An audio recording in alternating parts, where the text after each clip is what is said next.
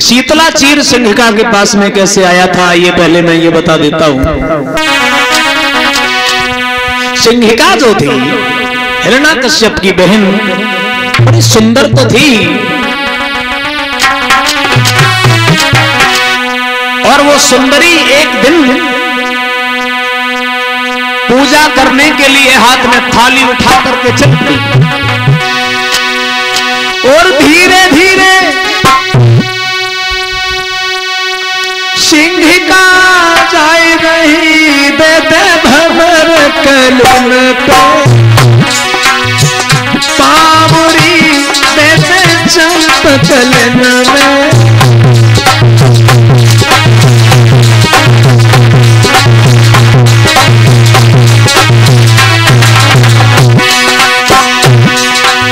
धीरे धीरे धीरे धीरे धीरे धीरे धीरे धीरे धीरे सिंहिका चले भई दोते भवर कलन में, पावरी देते चंप कलन में।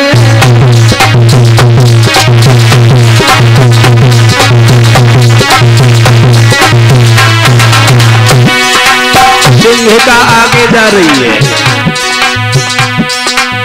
थाली लेके हाथ में जतो देवी पूजन, जाए रही रे जतो देवी पूजन।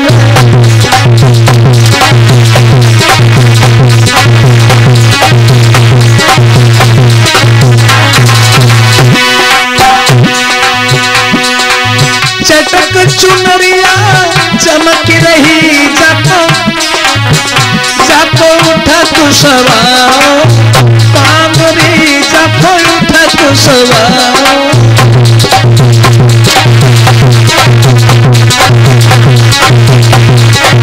ऐसा ही नहीं, बीच राह में पहुंच के एक बेटा मिलेगा, राह में एक छोरा मिलेगा।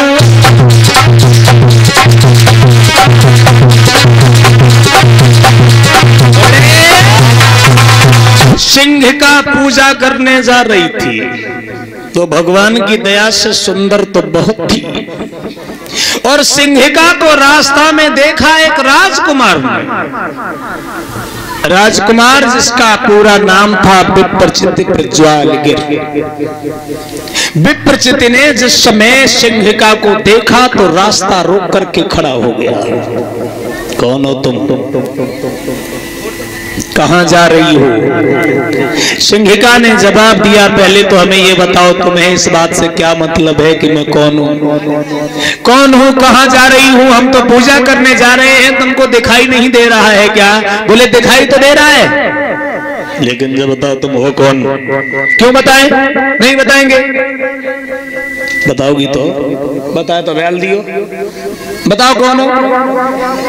जवाब दिया, बड़ी धमकी दे रहे हो, तुम्हें नहीं मालूम मैं कौन हूं? हाँ बताओ, मैं हिरण्याकश्यप की बहन हूं। अब कैसे बता दिया?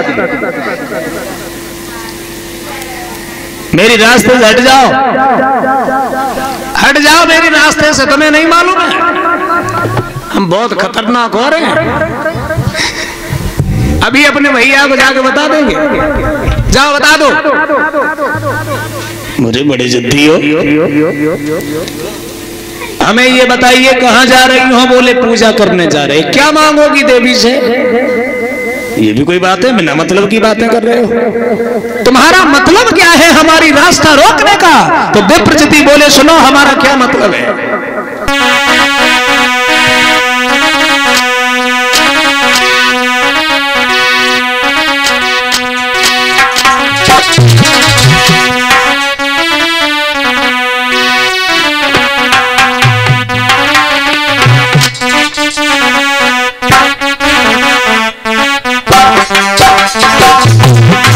बोली आपके दिल में क्या है बताओ,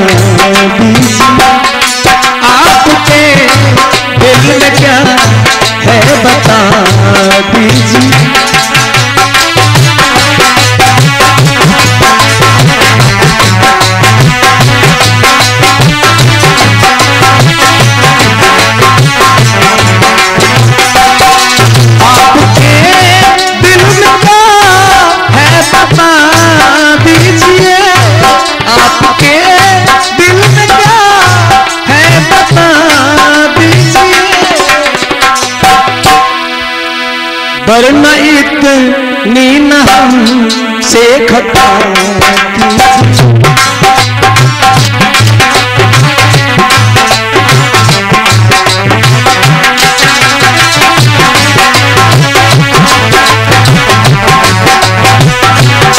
वरना शीन हमसे खता कीजिए। आपके दिल में क्या है बता दीजिए।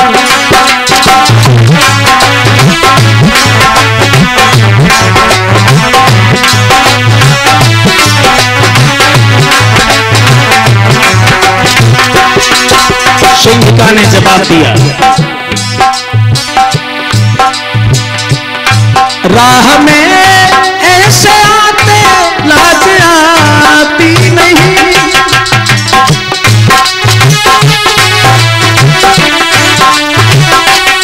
राह में ऐसे आते लाज आती नहीं।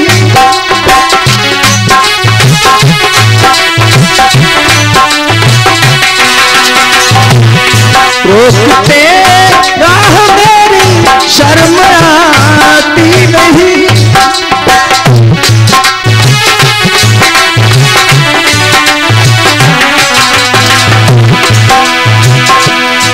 बात अपने जिगर की बता दीजिए। बात अपने जिगर की बता दीजिए। आपके दिल में क्या है बता दीजिए।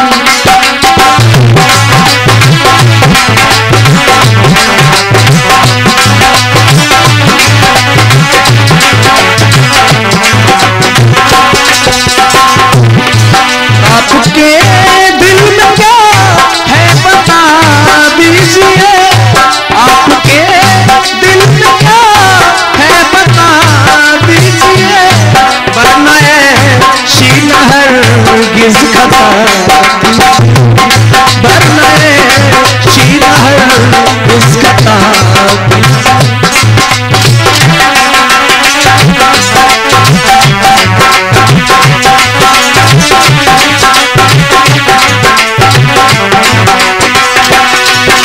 और बोली,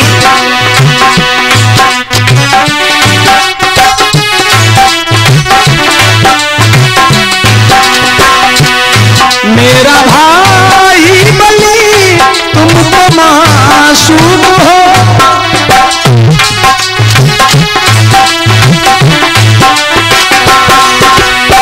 हमारा भैया बहुत बलवान है और तुम अपनी तरफ देख लो। मेरा भाई बली तुम तो मासूम हो।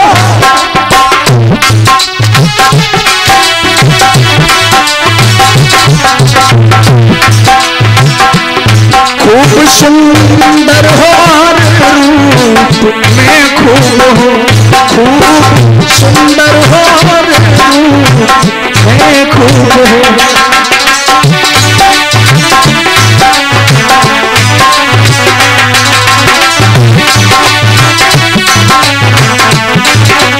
इसलिए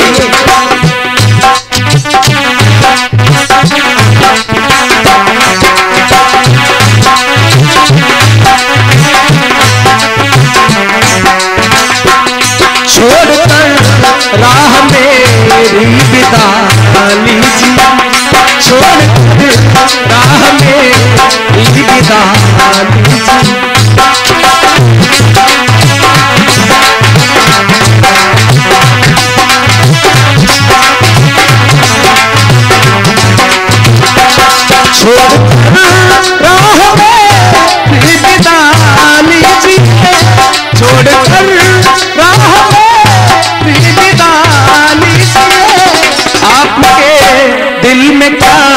है बता दिल में क्या है बता।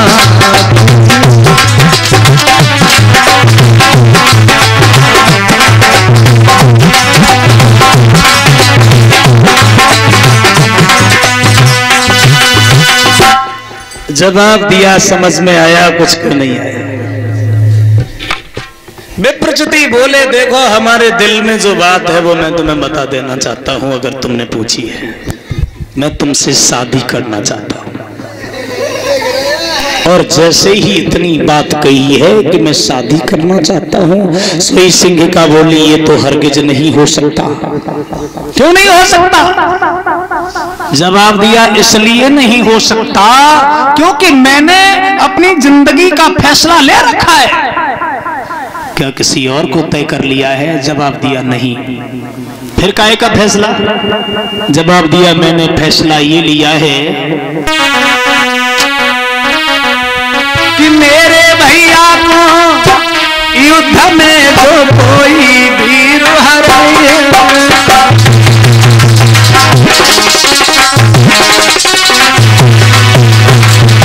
मैंने ये प्रण किया हुआ है,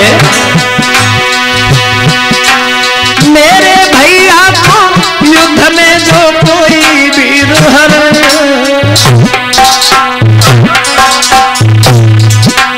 और वही वीर रणधीर के ले जाइए।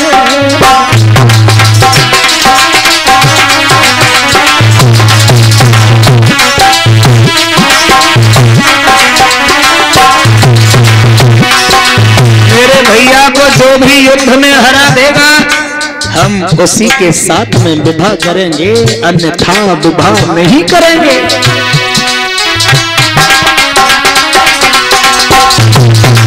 विप्रचिति बोले, तो फिर ऐसा करो, पूजा पूजा छोड़ो, हम तुम्हारे संग चल रहे हैं, पहले हम तुम्हारे भैया को ही देख लें, बाद में सब कुछ और देखें। विप्रचिति सिंहिका के साथ हिरण्यकश्यप के घर पहुंचे। हिरण्यकश्यप ने पूछा, बहन ये कौन है? जवाब दिया, ये तुम्हारे होने वाले बहनोई है। मतलब हमारी बिना इच्छा के तूने शादी तय कर ली? जवाब दी, शादी तय नहीं की है, ये जबरदस्ती हमारे पीछे पड़े। फिर तू क्या चाहती है? मैं केवल ये चाहती हूँ, जो हमारे भैया को युद्ध में हरा देगा, हम केवल उसी के साथ विवाह करेंगे। हिरण्यकश्यप बोला, बहन लड़का तो बड़ा सुंदर है और मुझे तो कोई नहीं हरा पाएगा, मैं तो भगवान से वरदान पाके आया हूँ, मैं बड़ा बलवान हूँ। काहे कि तू ऐसी शर्त किए बैठी है, तू इसी के साथ में शादी कर ले, मेरी भी इच्छा है। सिंहिका बोली, नहीं, जो युद्ध में तुम्हें हरा देगा, शादी तो उसी से करेगा।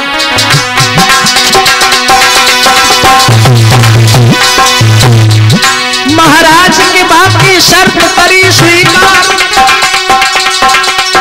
और भैया ने हराए होलिका से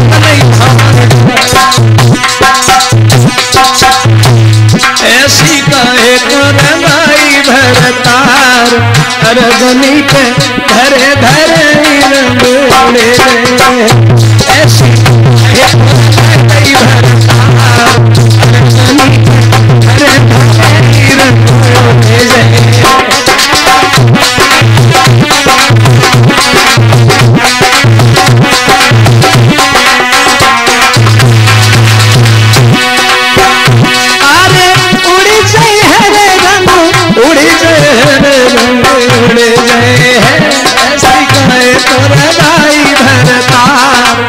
अरगनी पे धरे धरे रंगोले।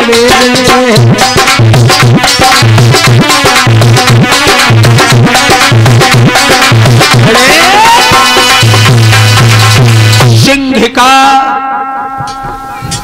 की शर्त को मान करके विप्रचिति और हिरण्यकश्यप में युद्ध हुआ, और उस युद्ध में हिरण्यकश्यप को विप्रचिति ने हरा दिया, और हरा दिया तो होलिका के साथ में विवाह हो गया।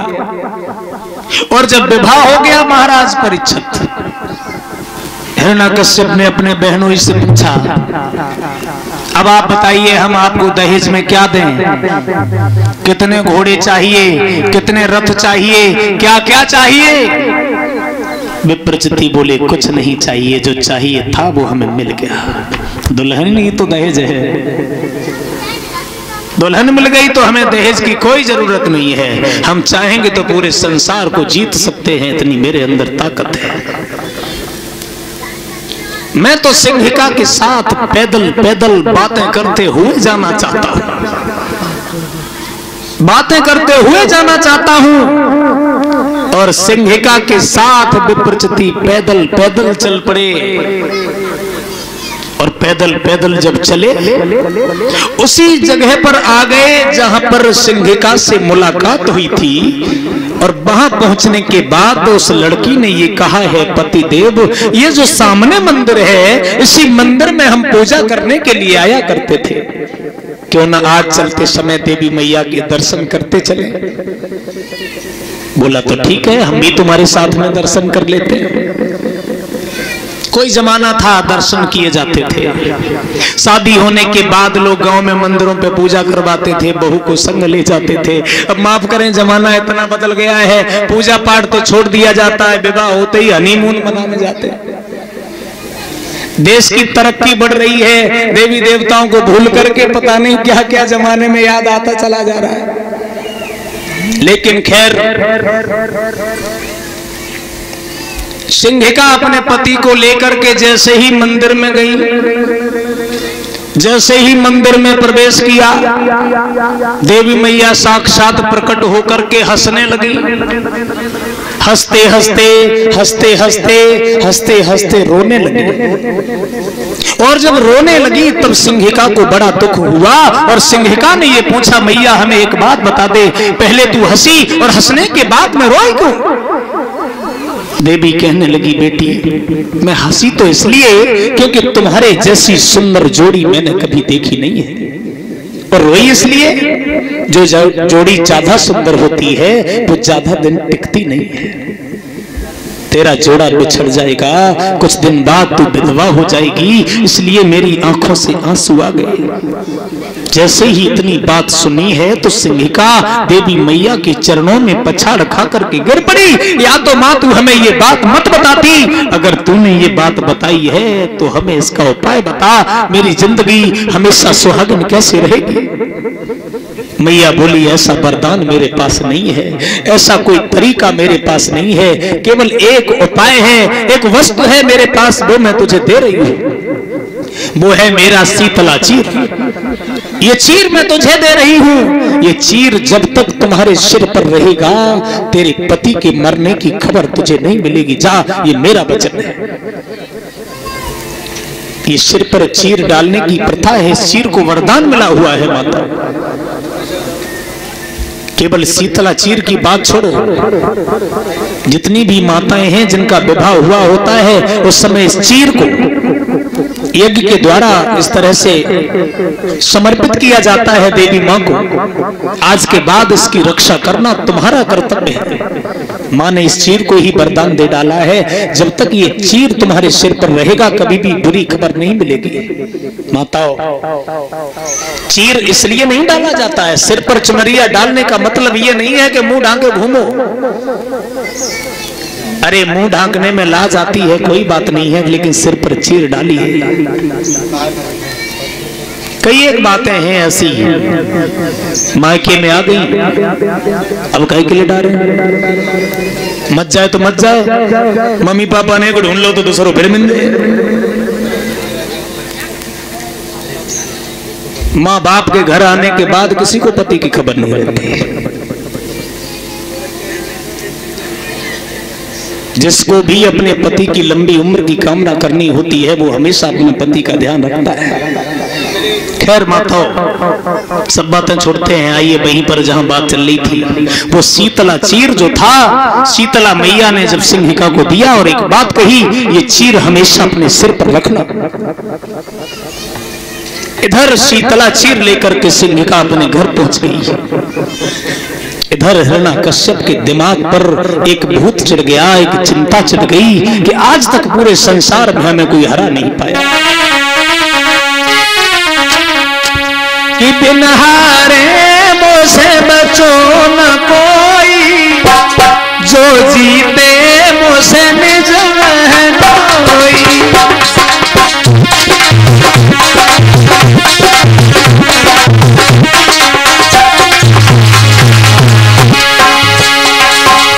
बिन हारे मुझसे बचो न कोई,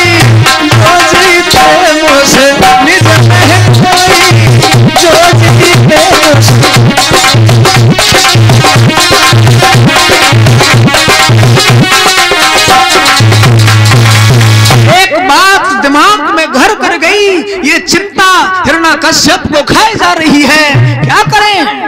मैं विश्व विजेता था, लेकिन हमारे बहनोई ने हमें हरा दिया, वो विश्व विजेता हो गया। जब तक मैं जीऊंगा मैं कभी उसे हरा नहीं पाऊंगा, इतनी उसके अंदर ताकत है, मैं क्या करूं? ऐसा करते हैं, हम उसे सोते समय मार डालते हैं और रात में उठा अपने बहनोई को मारने के लिए अपनी बहन के घर जाकर के पहुंचा हिरण्यकश्यप। और इधर कुछ और हो गया। महाराज परीक्षित, सिंहिका अपने पति के साथ में सो रही थी। होलिका सैया के संग सोई गई, धर सिरहाने बहिया।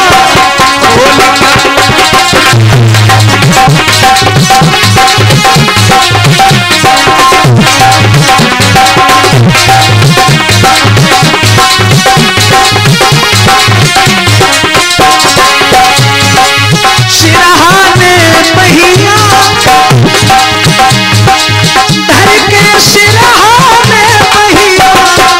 होलिका सैया के संग सोई गई, धर सिरहाने बहिया।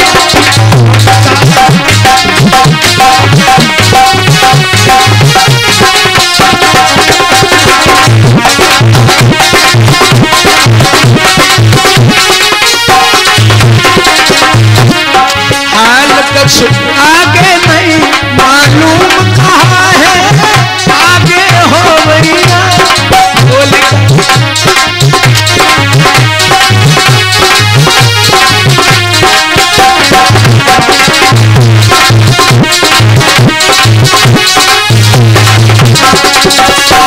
होलिका अपने पति के साथ में शयन कर रही थी। इधर शीतला चीर नींद में उसके सिर से अलग हट गया, और सिर से जब शीतला चीर हट गया महाराज परीक्षित, इधर हिरण्यकश्यप घर में प्रवेश कर गया। बड़ा सुंदर मौका मिला, म्यान से तलवार खींची।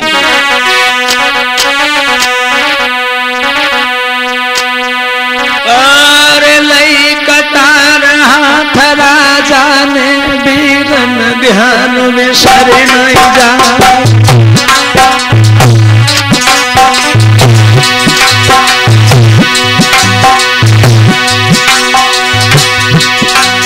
और सोते हुए के विप्रचिति पे हिरण्यकश्यप ने बैठी चलाई।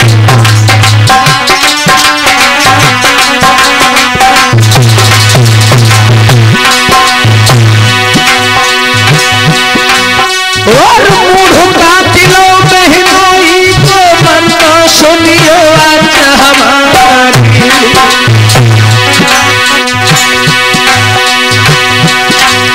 और उठ के बैठी बहन बिचारी, मूढ़ो मार जमीन में। और उठ के बैठी बहन बिचारी, मूढ़ के दयो जमीन में मारी।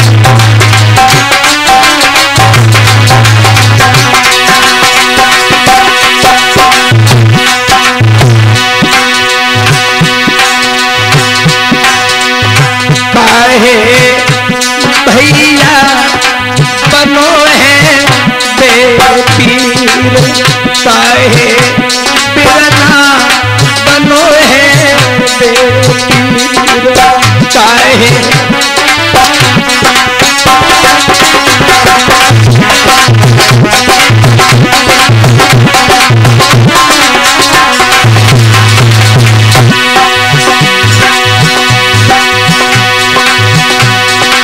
मेरे दिल में नयावत भैया धीर, काहे भैया बनो है बेटी बिरना।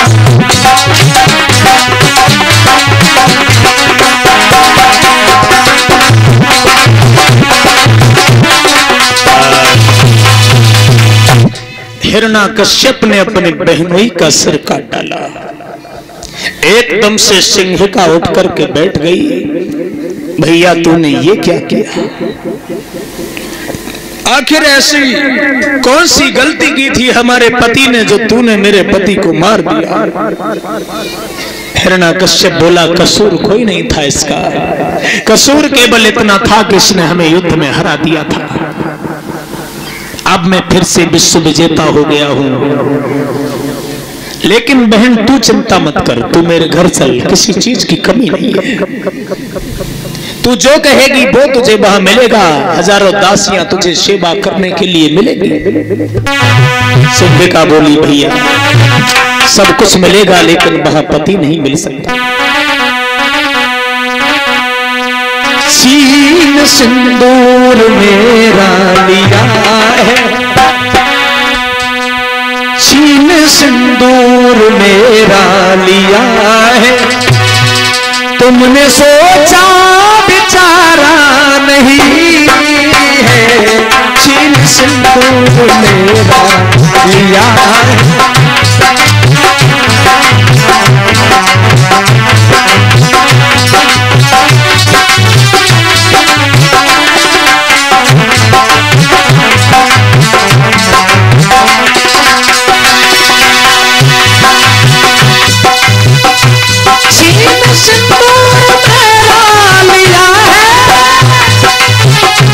तुमने सोचा बेचारा नहीं है, बिन पति के मैं कैसे रहूंगी,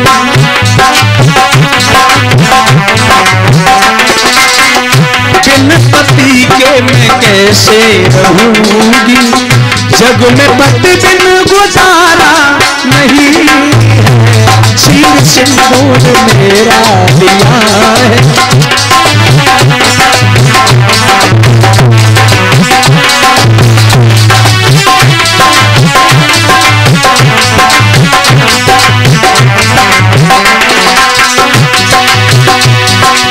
महाराज परीक्षित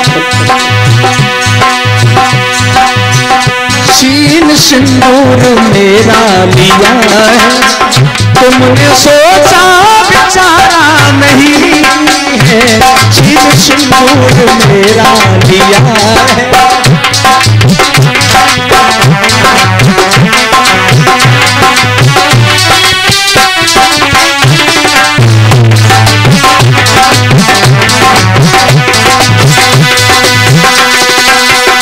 जवाब दिया तूने मेरे साथ अच्छा नहीं किया।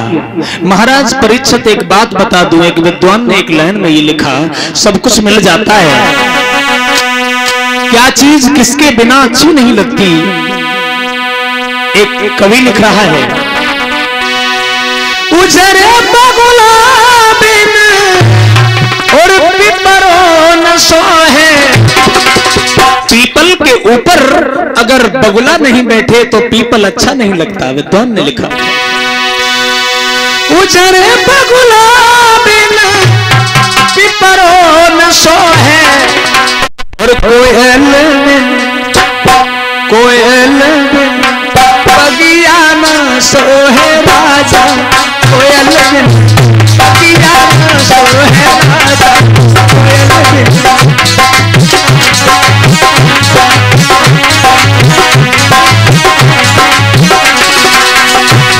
बाग में अगर कोयल नहीं हो तो बाग अच्छा नहीं होता। कोयल बिन बगिया ना सोहे राजा, कोयल बिन बगिया ना सोहे राजा, कोयल बिन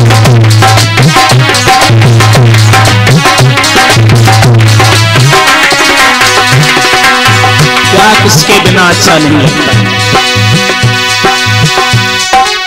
बिन पतवार के मैया सोहे, बिन बछड़ा के गैया सोहे,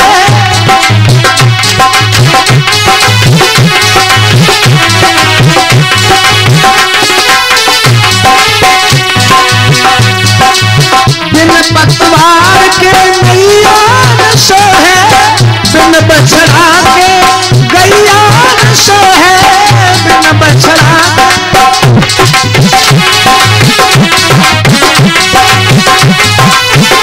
ऐसा ही नहीं। बेटा अगर बेटा नहीं हो तो मां अच्छी नहीं लगती। बिन बेटा के मैया सोहे, बहन बहन भैया ना सोहे राजा, भैया ना सोहे राजा,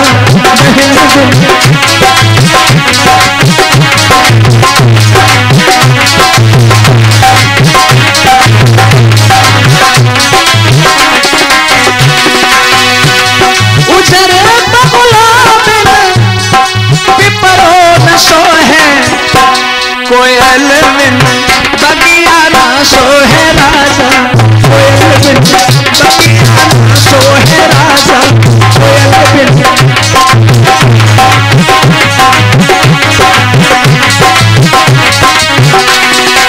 ऐसा ही नहीं, और भी कुछ बताया है लेखक ने।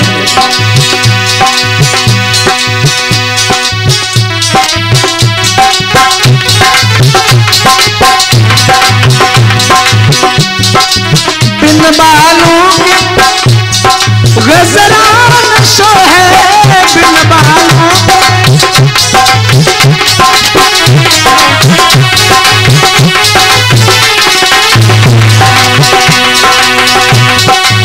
बिन गोरिया अचरा न सोहे, बिन गोरिया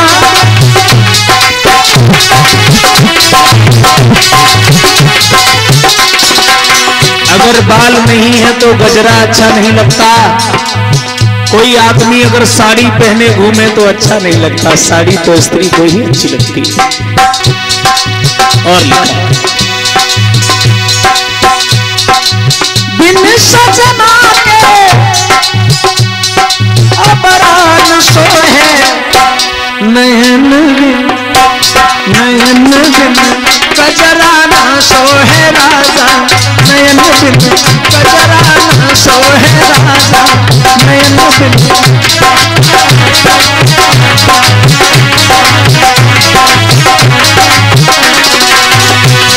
उजरे बबुला बिन पिपरा न सोहे, कोयल बिन बगिया ना सोहे राजा, बिन बगिया ना सोहे राजा, कोयल बिन।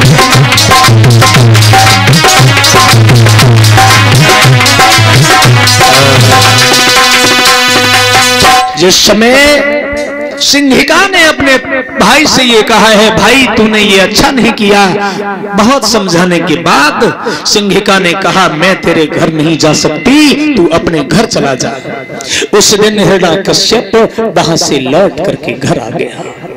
लेकिन श्रोताओ, जब बेटा प्रहलाद ने राम का नाम लेना शुरू कर दिया, उस दिन अपनी बहन की याद आई।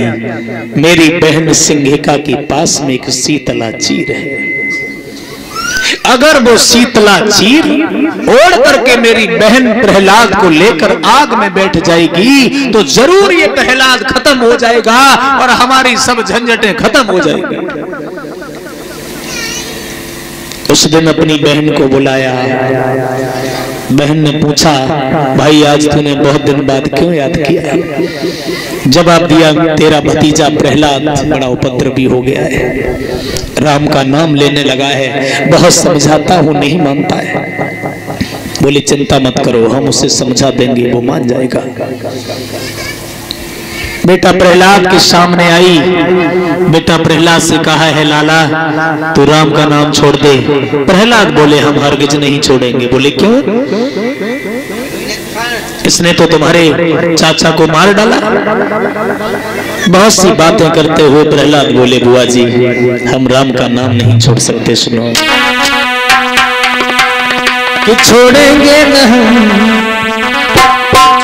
छोड़ेंगे न प्रभु ना बुआ जी मरते दम, छोड़ेंगे न प्रभु ना बुआ जी मरते दम।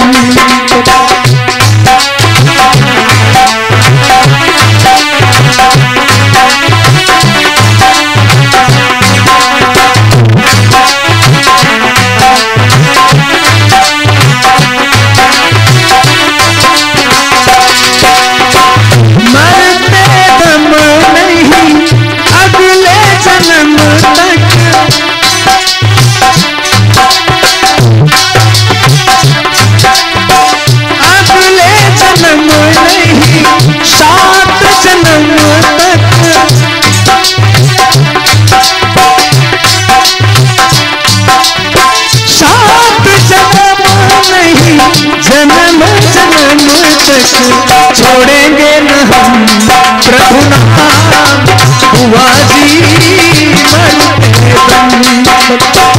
छोड़ेंगे न हम प्रभु नाम, बुआ जी मरते दम।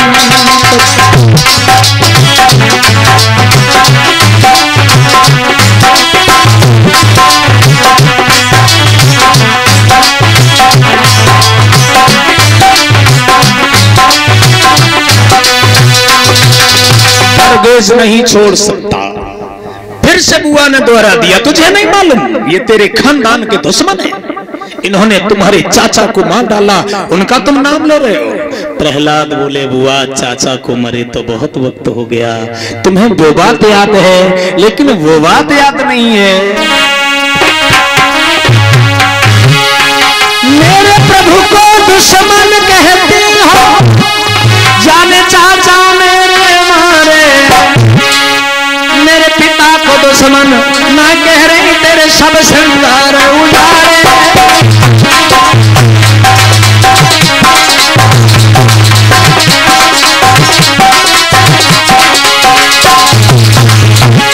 उस प्रभु को दुश्मन कहती हो, जन चाचा मेरे मारे, मेरे पिता को दुश्मन ना कह रही, जनपति तुम्हारे मारे।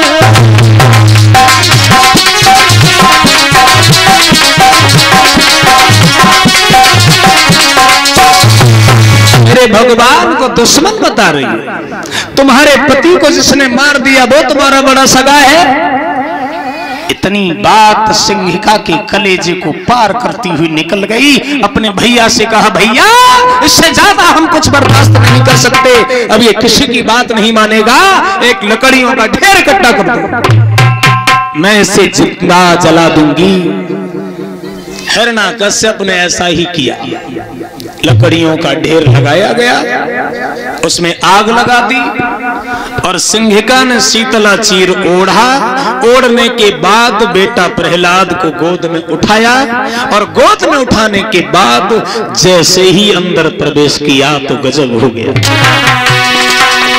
भगवान ने अपनी माया रच दी कि धू धू कर शीतला चीर था वो उड़कर के प्रहलाद के शरीर पर भगवान की माया से लिपट गया और सिंहिका उभारी हो गई कि धू धू कर जल गई होलिका, और हवा के आने से जल करके वो राख हो गई। हवा के आने से हवा जब जान ले गई, हवा तब जान ले, हवा जब जान ले गई, हवा तब जान ले, हवा जब जान ले गई, हवा तब जान ले तब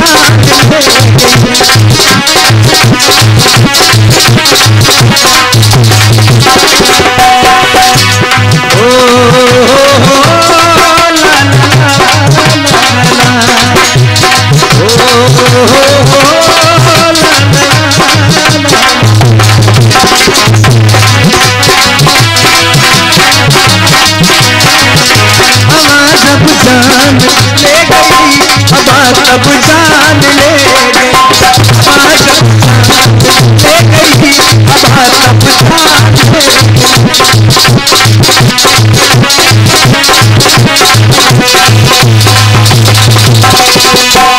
तो शीतला चीर भगवान की माया से प्रहलाद के शरीर पर लिपट गया।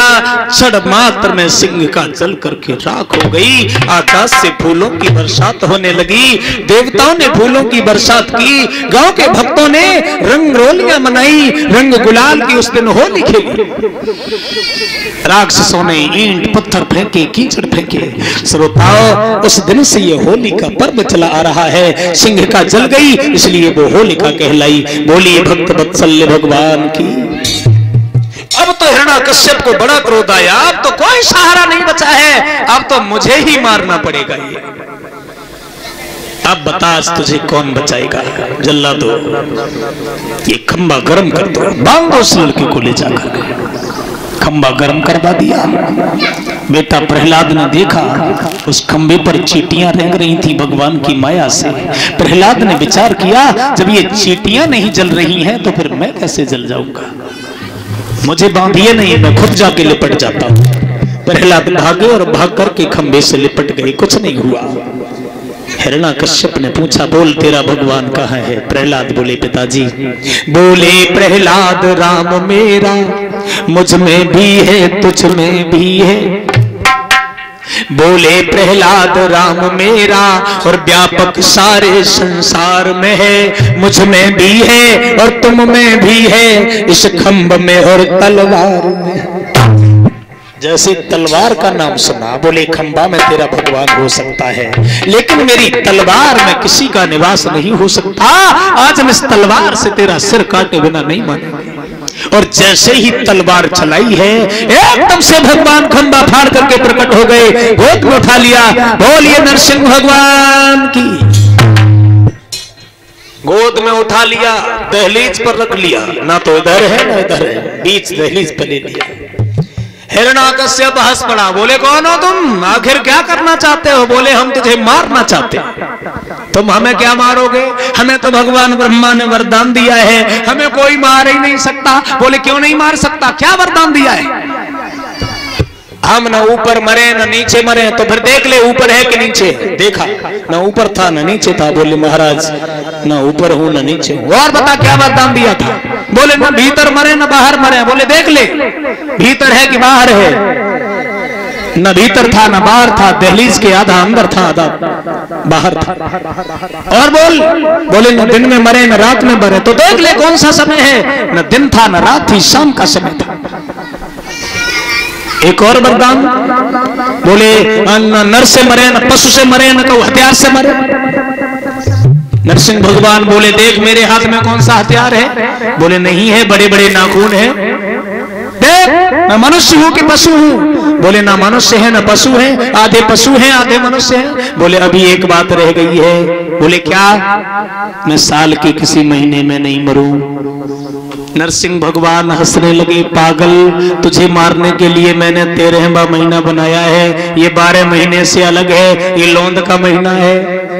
बोलिए भक्त वत्सल भगवान की। सो हिरण्याकश्यप बोला मुझे पता चल गया कि अब मेरी मौत आ गई है, लेकिन महाराज जब तक मैं जिया तब तक शान से जिया, और आज मर रहा हूं तो भी शान से मर रहा हूं। तुम हमें रोक नहीं सकते, हम तुम्हारे लोक को जा रहे हैं। और हिरण्याकश्यप बोला कि मैं तो शान से जिया जिया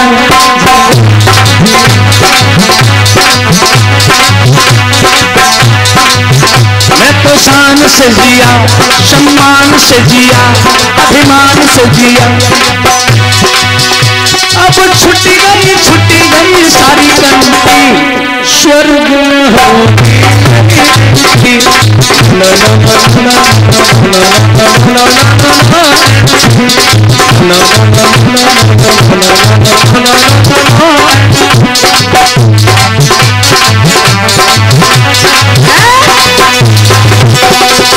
एकदम से भगवान ने अपने बड़े बड़े नाखूनों से हिरण्याकश्यप का वक्षस्थल फाड़ दिया। बोलिए नरसिंह भगवान की।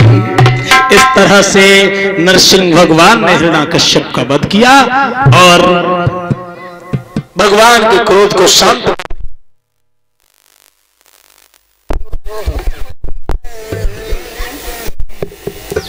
भगवान के क्रोध को शांत करने के लिए प्रहलाद ने निवेदन किया, माफ करें समय कम है, बहुत जल्दी कर रहा हूं। तो भगवान ने क्रोध को शांत किया। एक विद्वान लिख रहा है, एक छोटी सी लाइन और बोल रहा हूं।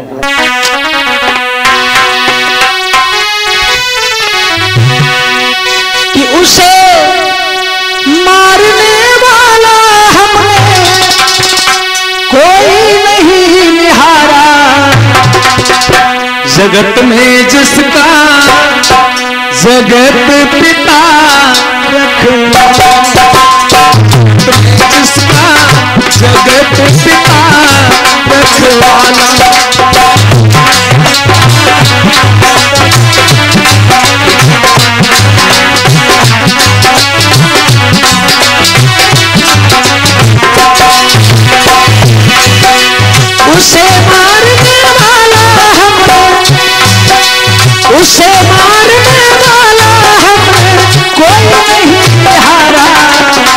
में जिसका जगत पिता रखवाला, जगत में जिसका जगत पिता रखवाला।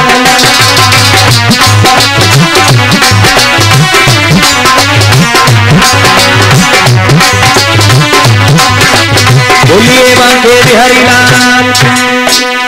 परीक्षित महाराज आरती तैयार कर लो, बाकी लोग बैठे रहो, तब तक एक गीत